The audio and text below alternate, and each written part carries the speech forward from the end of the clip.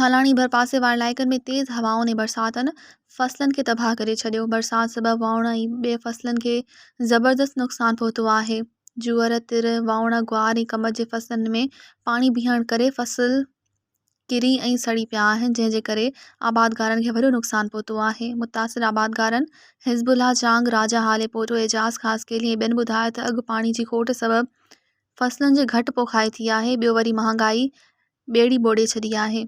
मथां वरी बरसात सबबि असांजा फ़सुल तबाह थी विया आहिनि। असां अनाज मंडी जे सेठनि खां ॿिज ऐं भाण कर्ज़ ते खणी फ़सुल पोखिया हुआ। हाणे त कर्ज़ बि न लाहे सघंदासीं। ॿारनि जो पेट किथां पालींदासीं। हिननि वफ़ाक़ी सिंध हुकूमत खां मुतालबो कयो त बरसात सबबि थियल नुक़सान जो अज़ालो कयो वञे। मज़ीद ख़बरनि ऐं तफ़सीलात लाइ विज़िट कयो असांजी वेबसाइट www.awamiNewsHD.com ऐं ॾिसंदा रहो अवामी न्यूज़ HD।